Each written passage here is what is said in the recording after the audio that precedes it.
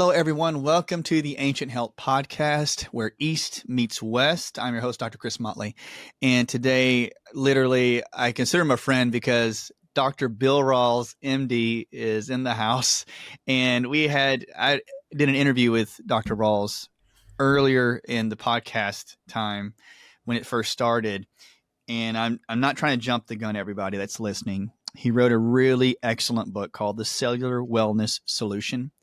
And we had such a good combo. And I was telling our crew, we had to get him back on because he's so articulate. Doc, thanks so much for joining us today. I really appreciate you. Yeah, always a pleasure. Thank you. Thanks for having me. It's nice. It's so fun. And when everybody out there is listening, I just want you guys to get a backdrop. We're going to go over some questions with Dr. Rawls. And we can't really pigeonhole Dr. Rawls because he knows so much. In his book, I was talking to him before we just jumped on here, but his book, he talks about herbs and minerals, and he talks about endorphins. He talks about stuff before it got cool in functional medicine. So when we go through these questions, I want you to know that I'm saying that he has a wealth of knowledge. So you just got to follow him and keep going along with what he's saying because there's so much info he can cover. Okay. So Doc, okay. We have the intro, but can you give us a little backdrop about you? We want to know about your story. You've talked to us about how you've had Lyme disease. Can you give us your thoughts and insight about what you went through in your story? Yeah. Well, I've told this story plenty, and it was all unexpected. I was a conventionally trained physician. I wanted to be a small town doctor. I was really not attracted to managing chronic illness with medications because people just never got well. So I gravitated toward OBGYN, dealing with healthy people, bringing life into the world, really cool. But that 30 years ago, that meant small group taking call every second to third night in the hospital, 24-hour call in labor and delivery every second to third night, every second to third weekend from Friday morning until Monday morning. And, there was always something going on. And I was one of those people, if somebody was in labor or something that was going on, I just didn't sleep. And in my 30s, you just push through it. It's like, yeah, I can do this. I'm good. I can do this. And you just push through and you crash when you're not on call and you make do. And it was a busy life in a lot of ways. It was really fun. But by my late 40s, I was just not tolerating that anymore. And I started losing the ability to sleep and catch up when I wasn't on call. Yeah. And then my body started breaking down. I eventually, like around age 47, had to give up doing obstetrics after doing it like 20 years. And that, I thought, my sleep will come back. I can recover. I can do other things. I'll be okay. I just kept getting worse. It snowballed. Heart issues, skipping my heart beats every second to third beat, chest pain, my joints were falling apart, brain fog, just everything. And so I started going to conventional doctors and they just kept doing tests and kept throwing drugs at me and nothing really helped. And all the drugs made me miserable. And I kept coming back to what's going on in my body. And I kept thinking there's got to be a microbe or something that's driving me crazy. And I kept going back to Lyme disease because I was bitten by a lot of ticks when I was a kid, but that wasn't acute, it meant that those things had been in my body for a long time. Yeah. But I finally got a test that was positive and I thought, okay, finally, antibiotics, get well. But that made me sicker instead of better. And finally, and this was around about 2005 when Stephen Booner wrote his book, Healing Lyme, that offered an herbal protocol for Lyme disease. And it was well-researched. It had the kind of science that I was looking for. It was credible.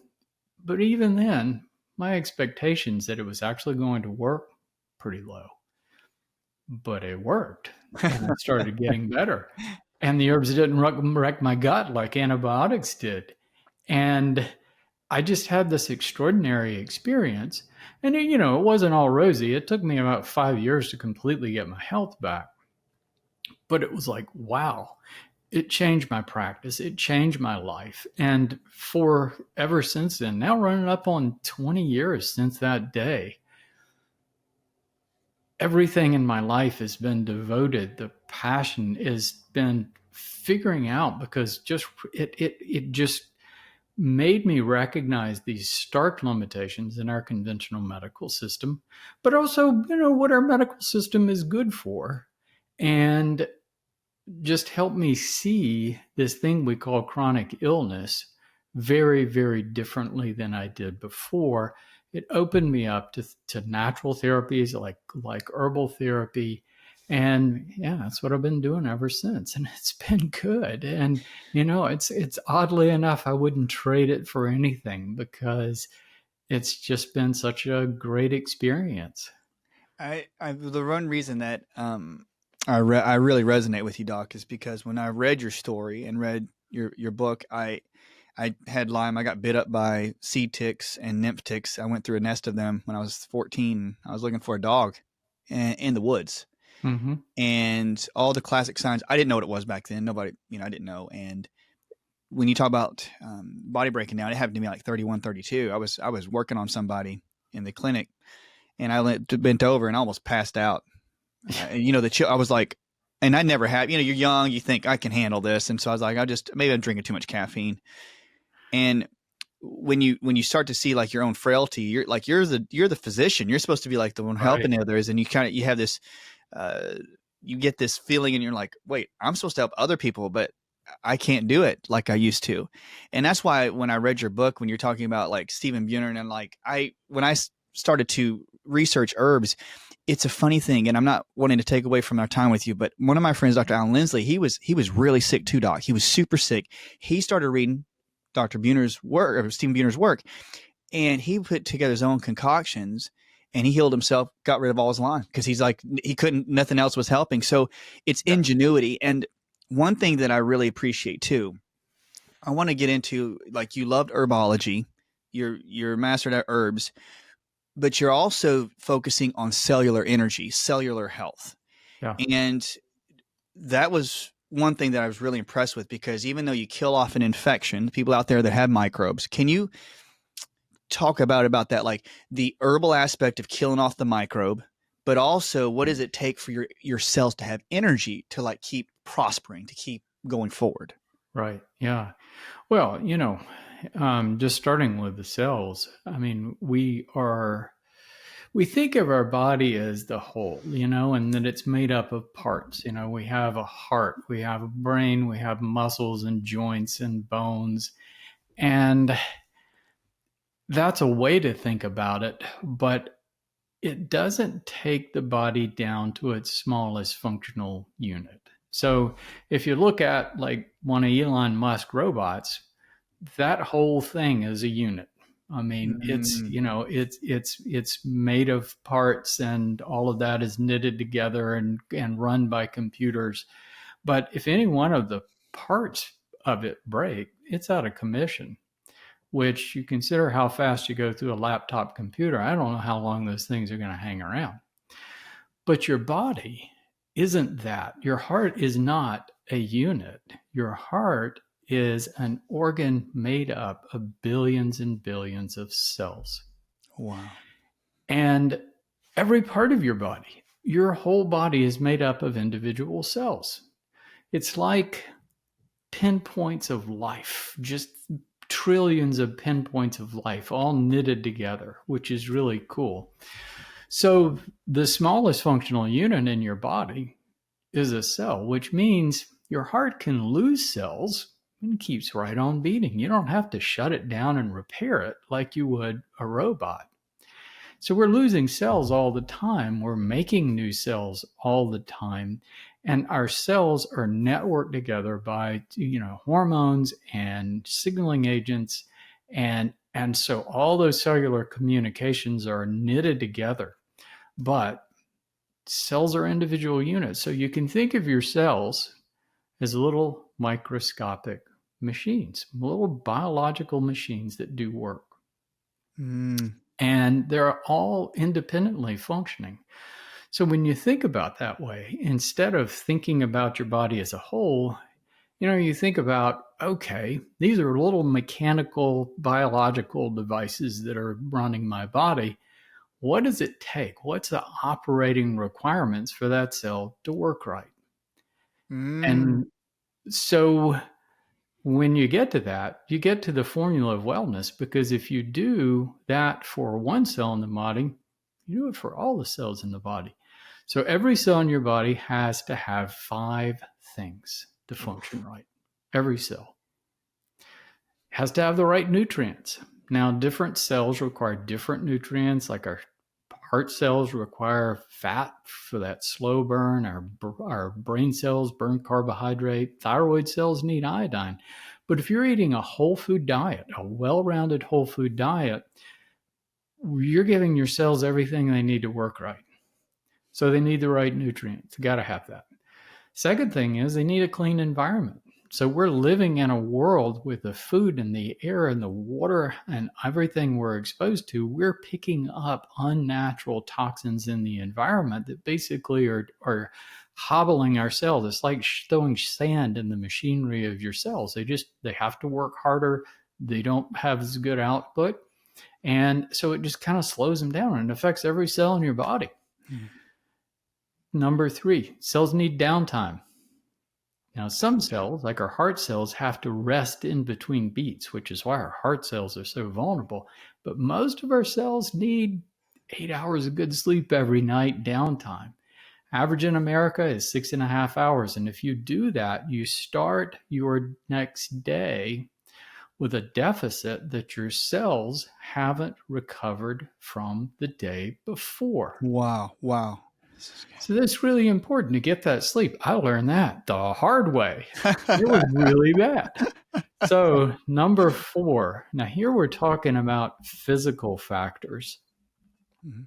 Exercise. The most important part of exercise is you move blood and lymph. And that moving blood flushes the space in between our cells, clears out congestion, debris, waste, and delivers oxygen and nutrients. So it's like it allows our cells to breathe. It's really important. So that's the main thing. And we're getting a lot of stuff from exercise, but that's the main thing. Of course, you can overdo it. So physical stresses, trauma, they obviously damage your cells. And then the 5th factor, microbes, Microbes. our arch enemy. And we don't think about this, but how microbes do harm is they're basically using our cells as a food source. Everything you got to eat, and everything is food for something else. So we are food for microbes, and that's why they want to get in our body. And we recognize things that make us really sick really acutely, like Ebola or COVID or things like that. But it's these low-grade things that we pick up all through our lifetime and end up being the problem. Oh, and when you have a microbe, like when we talk about cell as being part of the whole, I really love the analogy, because individuals out there would ask, Doc, they would say, okay, so I'm taking all the right nutrients, I drink clean water, I breathe clean air, I'm doing plenty of exercise, and I still feel crummy. I still have chronic joint pain, and maybe microbes is something they haven't looked out for. Yep. So with the microbes, how long, you talked about you had it for a long time. How long do microbes last in the body? I know that's a pretty general question, because people are saying, like, I never got bit. Got bit when I was 12, but I don't remember getting bit or, having any infections. But do they last a long time? We don't know all the answers to that, Chris. I mean, but we know a lot of stuff, and that's the amazing thing, is things that I was theorizing about like 10 or 15 years ago, I've been able to find evidence to support. And AI, ChatGPT, has accelerated the ability to do that. So I'm picking up more and more and more microbe connections. But this relationship we have with microbes isn't quite as cut and dry as I think as most people think. It's like you think we get an infection, and that infection enters our body. makes us sick. Our immune system, either we don't last and the microbes win, or the immune system cleans it all up and they're gone, right? Mm-hmm. That's how people think about it. So when you got all those tick bites, you became more symptomatic because you got a big load of microbes, enough to really cause you some acute issues. But quite frankly, most people who get bitten by a tick, they don't know about it Mm-mm. because Mm-mm. different microbes, it all depends on whether we have built-in immunity, right? Mm-mm. So Ebola virus is really, really bad because humans have never been exposed to it. We have no built-in immunity. So when that thing enters our body, it devastates, it ravages all the cells in our body, and there's not a whole lot we can do to stop it. Wow. And when you have that immune function that we don't know enough, there's more technology, hopefully, that will teach us, like, as it grows, like we can have more ways to access if we have a microbe. And you're saying they're using us as food. Right. So that would give us an explanation, Doc, that's why if a person takes a whole bunch of nutrients and they still feel bad, is like they basically are using our energy sources, correct? Not necessarily. I mean, the problem with nutrients is your cells can only use so much at a time. And a lot of people, if you overload nutrients, you may be just giving your cells a lot more than they can use. Even, stress cells do need more nutrients. So when somebody's chronically ill, I do nutrient supplementation. But it's getting back to the infection thing. Most of the microbes that we're exposed to, and this was really an interesting observation. The vast majority of them we do have built-in immunity for. They're not like Ebola virus. Ticks and tick-borne microbes. Ticks have been biting humans for hundreds of thousands, millions of years. And Borrelia, man, it's at least 60 million years old that we know of. Rickettsia, right? You talk about rickettsia that can cause Rocky Mountain spotted fever. Yep. And you hear about our mitochondria were once bacteria, right? That we've absorbed these energy producing bacteria. They were a rickettsia species. So we've had this relationship with microbes for a very long time. So when these things that are not necessarily our friends enter our body, their goal is not necessarily making us sick. That's when you have somebody that gets deathly ill, that's a poorly balanced host microbe relationship. That doesn't work in the microbe's favor unless they can spread really rapidly. So when you look at all these tick-borne microbes, they want to get in the body, get past the immune system as quickly as they can, and enter tissues. So they're not in the bloodstream that long. So when they get to tissues, they invade cells because cells offer protection from the immune system, protection from the antibiotics, and they're right there in their food source, right? Yes. So that's what Borrelia is doing. That's what Bartonella is doing. That's what Babesia is doing. That's what all of these microbes are doing, is trying to get to our tissues, invade our cells, our brain cells. And they have sophisticated mechanisms of actually invading white blood cells and using that as a carrier mechanism to get across the blood-brain barrier into the brain and through tissues in the body, and they infect cells. Wow. Different microbes prefer different cells. It's like Bartonella likes cells that line blood vessels because it scavenges red blood cells, puts it in this place where it gets its food. Borrelia likes areas where there's collagen, so that's brain and skin and joints. And so different microbes invade different areas, but they invade cells. Now, there's a part of our defense system that a lot of people don't realize. We hear a lot about our immune system, but our cells can defend themselves. Using a process of autophagy, cells can expel microbes. Wow. So they're not defenseless, but these microbes invade the cells and they have one other mechanism that they can survive. And this is really interesting. And this has been a focus of my research over the past 5 or more years of investigating this. This was kind of the missing piece I didn't have 10 years ago. They can invade cells, but they can slow their growth or even go dormant. So they can just hang out inside cells indefinitely. Wow. And they can stay that way as long as your cells are healthy. Oh, Right.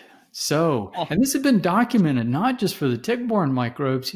Are you aware of pandas that kids get, and it's associated with streptococcus? So it was yep. like, could this be going on in that? So I found a study looking at the type of streptococcus that is associated with pandas, and there was a study documenting that these bacteria could invade cells and go dormant and stay dormant for weeks or months and then reactivate later, and they can invade white blood cells and get into the brain and invade blood cells there too. So same mechanism. So I've documented this for Bartonella, Babesia, which is a protozoa. Just about all of them use this strategy. So the deal is there's a lot of possibilities. The other day, just for kicks, I asked ChatGPT, what do you know about how many possible co-infections there are that could be associated with Lyme disease-like symptoms? Gave me 50 different microbes, 50 different microbes. And my list is actually a lot bigger than that, but I wanted to know what it knew. So what that means is you can have all the symptoms of chronic Lyme disease and not be carrying the Lyme bacteria. Wow. That's because the co-infection can mimic what the Lyme can. So you have these different co-infections, because that would explain a lot with some of the patients that have come in, Doc, because I've had some patients that look like exactly they have Lyme disease and they don't have it. I mean, I've literally had, I know you've seen this. I've had people that have had like E. coli, like, and almost similar symptomatology. I'm like, I don't understand this. That gives it a good explanation. So they use your cells, the white blood cells, they infiltrate your brain so they can spread, and they want your cells to necessarily be healthy so they can keep thriving, basically. Yeah. They want a platform that when you grow older or you get a little bit sick, they get an opportunity to reactivate and start growing. Wow. So Doc, answer me this. So individuals out there are saying, okay, so you get a little sick. Is that why some individuals would say flu comes around this season, or whatever is the big infection of the year? They get that, and then another virus or something is showing up in their blood work, and they're like, wait a minute, flu's going around, but I've got enterovirus. Is that what happens? That's what happens, things that are already there. So something comes along and tips the balance, causes cellular stress, right? So you picked up things.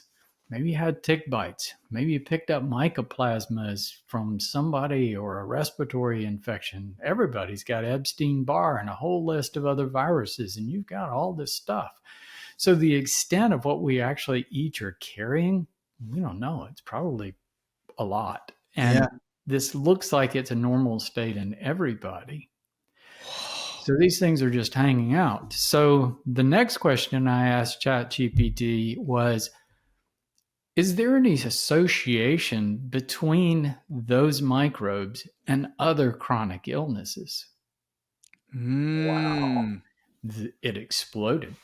I just got multiple sclerosis, Parkinson's. You just get all these different illnesses, which suggests that here we're looking at a basic model of what's happening with most chronic illnesses.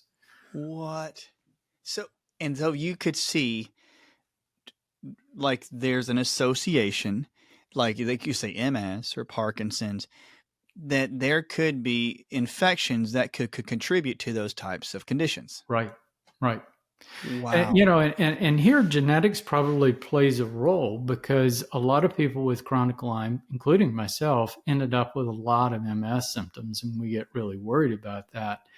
And I found a paper recently looking at the underlying causes of MS, put things that would put someone at risk of developing MS.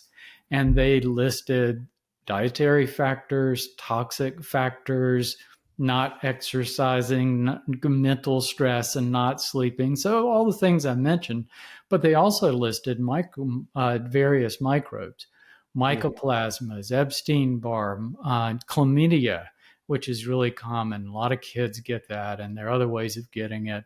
Also, Borrelia, the Lyme bacteria, was on the list. But there was another factor, and that was genetics. And they found that the people that actually went on to develop MS had certain genetic factors that put them at greater risk. So Really? that's where genes fall into place. If your genes define what microbes you best tolerate, what stress factors you best tolerate.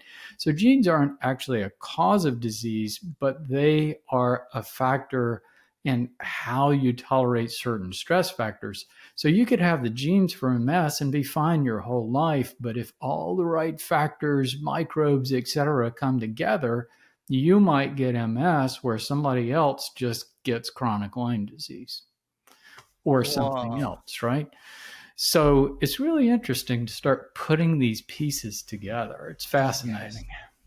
And I mean, I love talking with you because the people out there listening would say like genetic expressions, there can be differing genetic expressions of what you're saying depending on the person. And so like you could have different states or conditions or diseases because of your genetic expression or how you express your genes. Wow. Right. So I know this is a pretty general question too, Doc, but are there with the microbes, how they infect your genes, are there just particular herbs or particular things that you, Dr. Rawls, say like, I think my patient should take these things to help keep cells strong, to help them with autophagy? Are there a few things that you recommend as your top? It's I've over time I've started thinking a little bit differently about the herbs. After the remarkable experience I had, I studied traditional Chinese medicine, as I'm sure you have, Mm-hmm. Ayurvedic medicine, others, and there's a lot of commonality with all of those things. But I also was interested in the science of what was happening with the herbs, the chemistry of the herbs, and how is it affecting the microbes, the cells, etc. So I came back to that and realized that most all of our herbs are going to have some commonality. Mm-hmm. So when we look at an herb, we're talking about a plant, another living organism. Well, that living organism has to defend itself against Mm-hmm. microbes. It has to protect its cells against free radicals and toxic substances and basically all the same things that we have to deal with. So, unlike our immune system, which is cellular, plants basically have an equivalent that's chemical. So, they use chemical warfare. And Mm-hmm.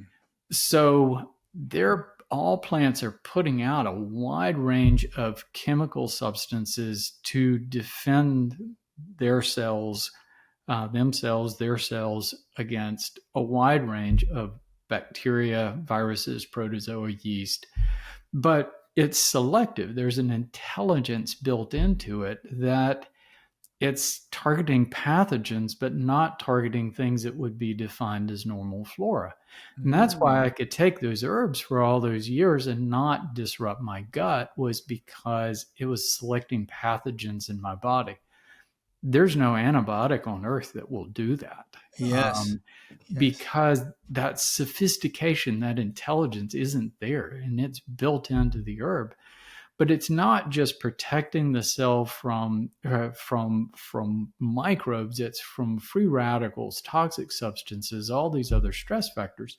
So when we take that plant, we're gaining that, and that's true with virtually any herb that we use. We're getting Mm-hmm. some of those things.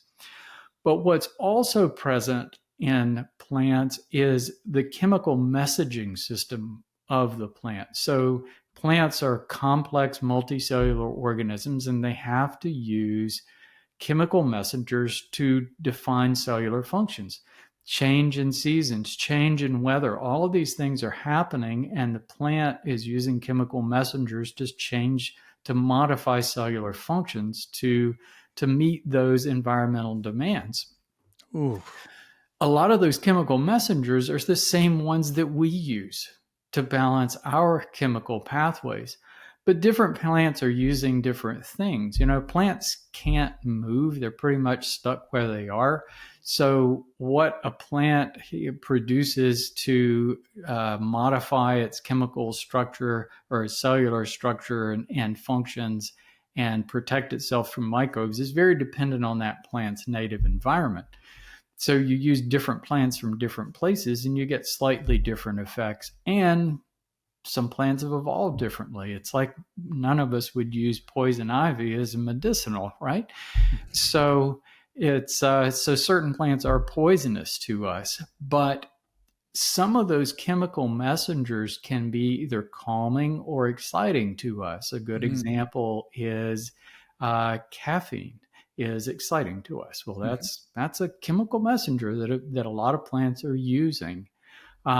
Nicotine in tobacco, that's exciting to us. That's a chemical messenger that plants are producing actually to disrupt the nervous system of insects, So different plants are going to give us slightly different effects. So I tend to use herbs that are either neutral as far as how they make us feel or calming.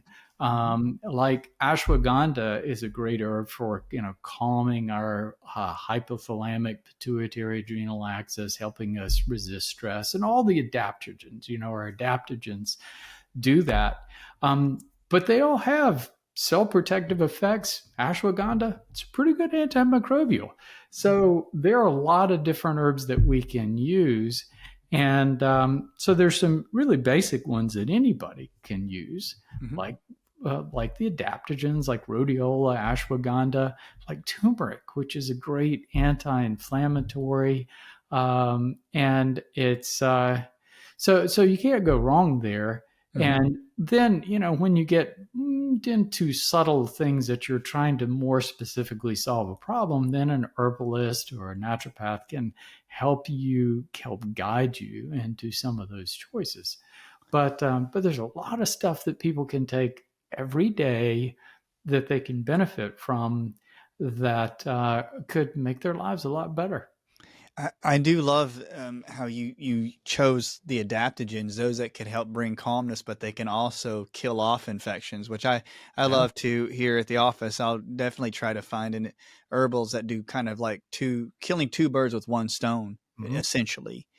And when we see like how herbs, you say there's an innate intelligence, I've always been astounded that with Chinese medicine, doing a lot of pulse point and doing some different types of analysis, how much a person, their body chooses an herb, and they choose an herb that works well for them. And and it is astounding because people, if you're listening, like sometimes an individual's pulse points, which is an analysis type procedure, they'll calm down when you give them the right herb. And it's just like their body craved it because it met a need.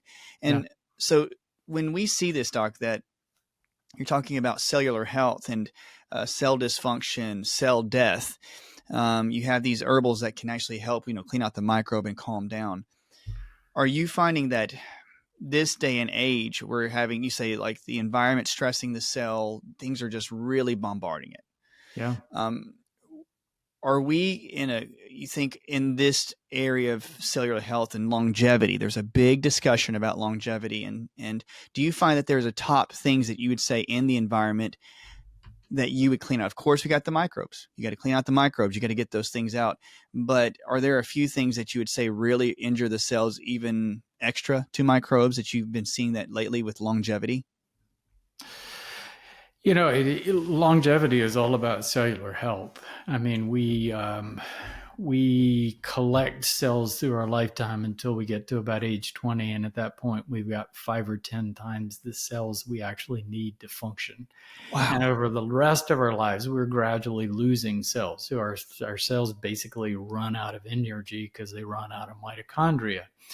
And that is, in a nutshell, what aging is. So you want to protect your cells. You want to increase the longevity of your cells. What's amazing to me is I know through the time I was sick, I burned a lot of extra cells. I burned down my lives for sure. But here at age 67, I don't expect to have the energy when I was 30 or 40, but I'm doing pretty darn well and just feel good, and I don't have symptoms and all of that sort of thing. So I think it's amazing what you can do when you treat your cells well. And, big things out there, food, high carbohydrate diets. People are just killing themselves with carbs, and our cells just aren't designed from that. Our ancient forage past was pretty much low carb, low fat, and full of vegetables and lean protein sources.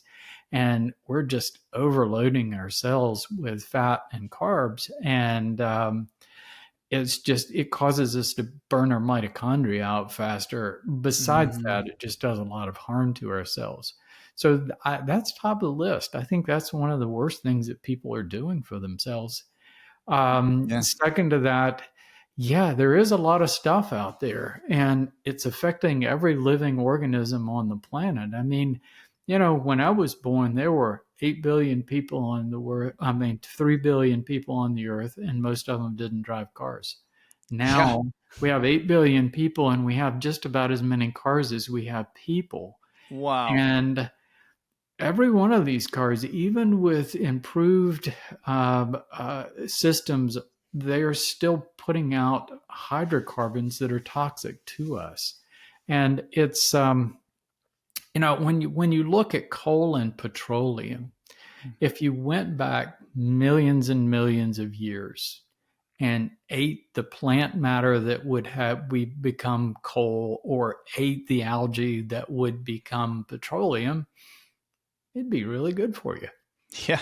But millions of years of pressure in the earth with coal has buried heavy metals into the substance, and also distorted those chemicals into a form that's not consistent with biological life. Same thing with petroleum. The algae is the molecules have been distorted. And so when we release those things out in the atmosphere, and chemicals and automobile exhaust and plastics and everything else, these chemicals are just permeating everything.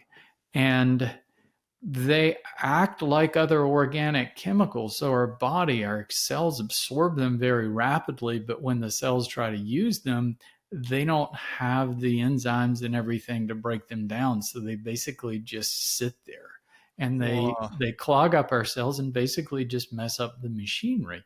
So our cells are pretty good at purging that stuff, but man, we've just got so much coming at us. So, getting around it, using air filters, trying to live in clean places. I mean, I'm lucky enough that I live on a marsh surrounded by trees, and the air around me is really, really clean. But that's just not true for a lot of people. So you have to kind of create environments that are healthy to live in. With all the stress, with computers, with schedules, with everything, people are pushing the stress button too much, and that's affecting their sleep. And when your body is, it's, and this is especially true, and this is something that I've come to appreciate about chronic illness. When your body is in alert mode, that over-exaggerated fight or flight response, all the normal functions shut down. I mean, when you look at the root of most GI issues that people have, it's not as much what they're eating. It's the fact that their body is in continual fight or flight mode. Yes. And that causes slow motility. And when you slow things down, it gives bacteria more time to grow. We're supposed to move everything through, but that causes bacterial overgrowth. Everything gets backed up into the liver. That compromises detoxification, and it makes a mess. So this over exaggerated fight or flight response that we all live in is just really horribly bad for us. And on top of that, we're not doing the one thing that could neutralize that the very best, which is moving. Um, Right. and, so when you Yeah. look at cellular functions, bringing it back into your field, all of our cells are networked together and they have electrical impulses as well as chemical impulses, and it throws off our electrical meridians and everything is a mess.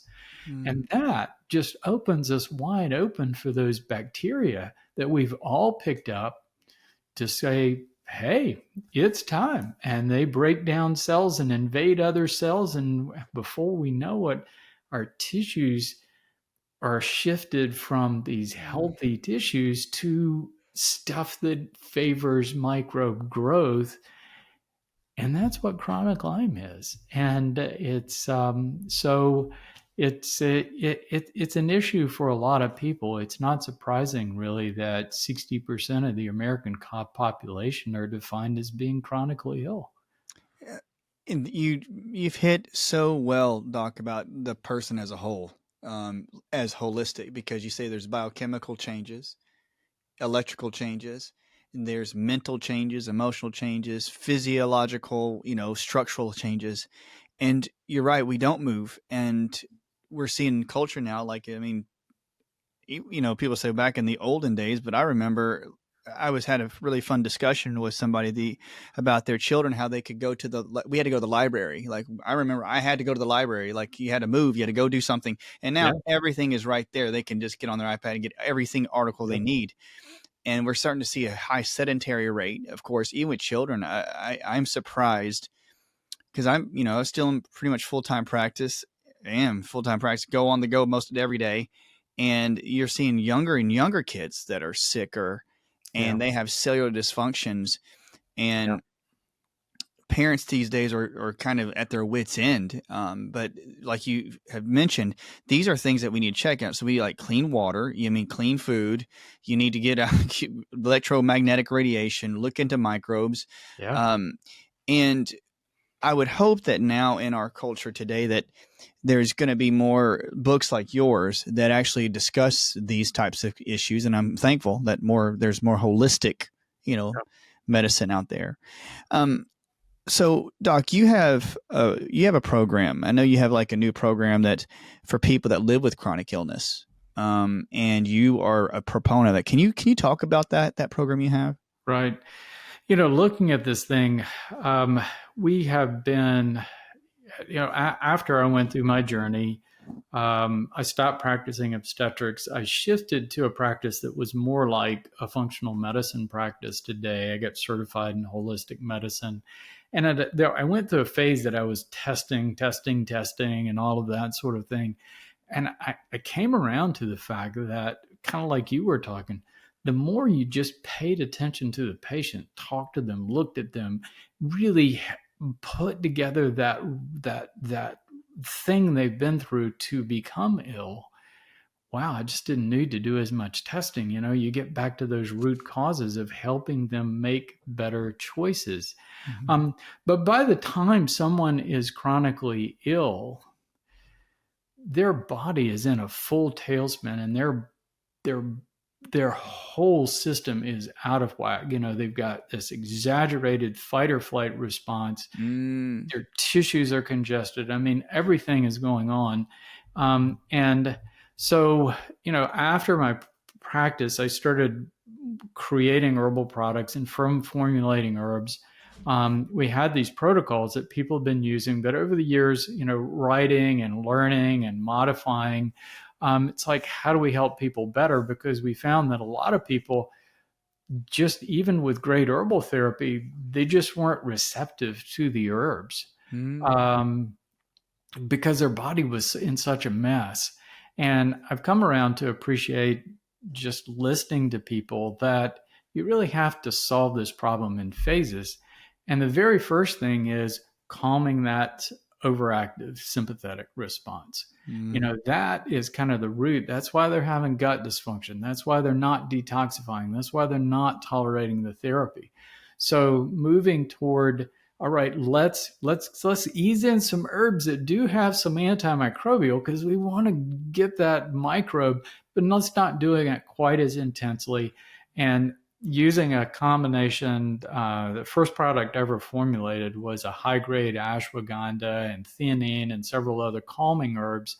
And that it's not as strong as a drug, but it still helps just get people in a better place.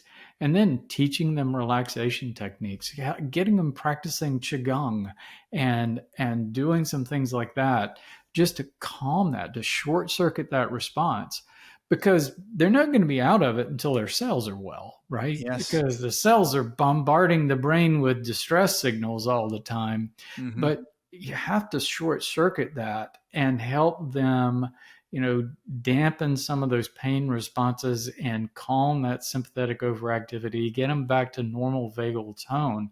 And then their body starts opening up to therapy. So you can start addressing detox issues. You can start addressing gut dysfunction, and then you can start adding in those stronger antimicrobial herbs. And so I really realized it's about a 6 month process to do all of that. But if we can do it in phases, then people are going to have a lot better response. So that's what we've been working on. This is something I've been kind of working toward for years, and finally just have the wherewithal and the team to start putting this in place. So really excited about it. Oh, It's a lot of, we are really, really excited just to kind of take that next step.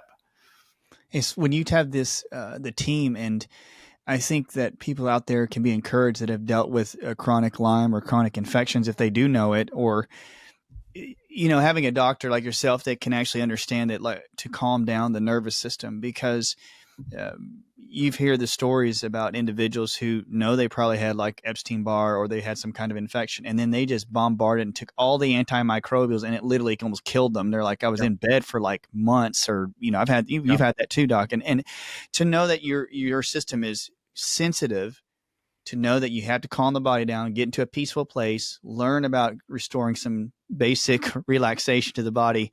Right. And to me, it's encouraging, because when even here in the office, the one thing that I think that people like when they come in is that I always tell them I'll move low and slow.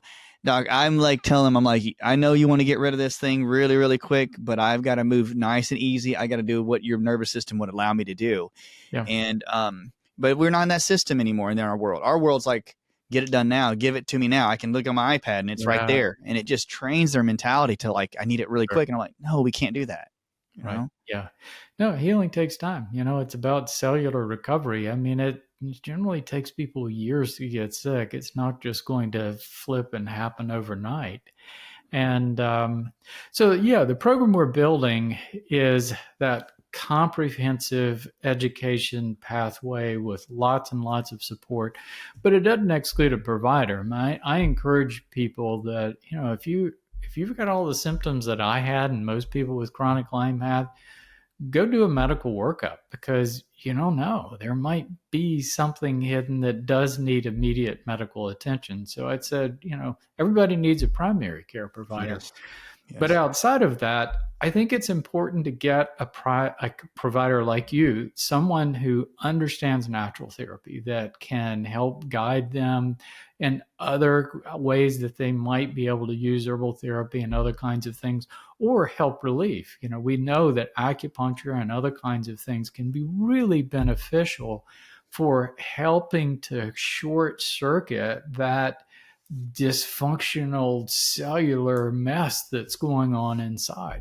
Yes. So all of those components together make for success and get people not just transient benefits. I've seen so many people do these therapies, antibiotics or this or that. They go and pay tons of money and they get benefit for a month or 2 Yeah. months or 3 months, and then they're right back where they were, spending more money, chasing the next thing. And it's like, just do the things that you need to do to your body to get well, and you're going to get well. But not only that, you're going to know what you need to do to stay well for the rest of Yes. your life. And, I mean, I'm an example. I mean, I'm 20 years out from this thing and just really still enjoying life. And that's special. That is special, Doc. This has been such a good combo because I see what you're saying. Like when you can help a patient see the basic structure, like the basics of, okay, we found like through some analysis, I think you have like, let's say chronic strep but instead of trying to go through every single program, just stay steady and just find out what you can do to, like you say, strengthen your cells, clean this out gently. And, you and I have seen people that like, it may have taken a year, 2 years, maybe 3, but they go, oh, my life's back. Yeah. And I can tell it's the type of energy that you emit and that you're giving to your patients and you're giving to this program. And Doc, where would they find it? Where I know is it on your website or is it on Instagram, the program? Couple of websites. Rawlsmd.com is just an informational website that I have that we're rebuilding right now to help it to just deliver that information better. The company website is vitalplan.com, and that's a good place to find information. The program we're calling Restore 180. We've had this package of supplements called the Restore Kit for 10 years now, and just taking everything we've learned from that. And it's like, all right, just give us 180 days. I know that sounds like a long time, but you're going to be so much better by the end of it. And I'm not expecting everybody to be absolutely well by the end of 180 days. I mean, it's like it took me 5 years to completely get things. But where I want people to be is in a position that they know what they've got to do to keep moving forward from that point. And they just keep building on it and building on it and building on it. So it's this transformation that we're trying to carry people through to put them in a better place of taking care of themselves for the rest of their lives. Oh, Doc, this has been great. This is really, you're right, because people need hope.